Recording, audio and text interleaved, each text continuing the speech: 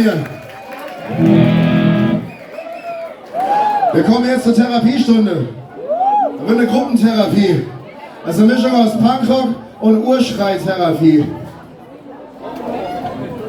Wir kennen ja alle ein paar Hippies da draußen. Und was sagen die ganze Zeit? Du brauchst ein Mantra. Ich habe ein Mantra für euch. Mantra 2. 4 Worte. Weil fickt euch alle.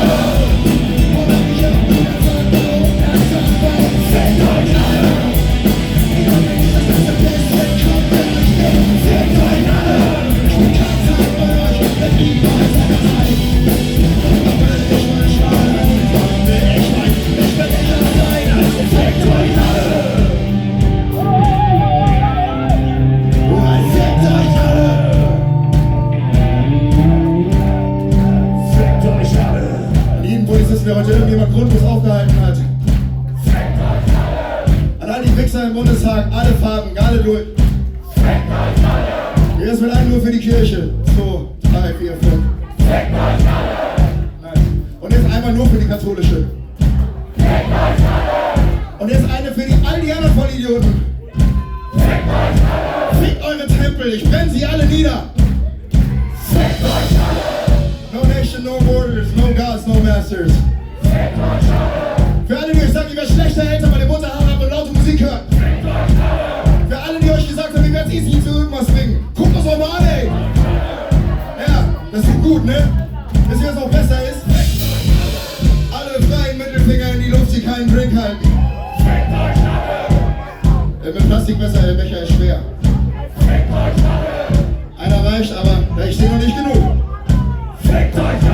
Wir machen das jetzt so lange, bis jeder einzelne Mittelfinger hier im Raum. Geht's auch mit euch, Berlin, ich liebe dich. Und jetzt kommt die Urschreitherapie.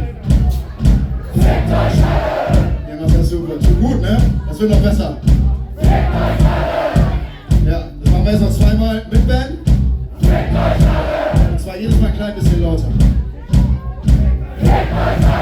Alex, ich glaube, die sind soweit.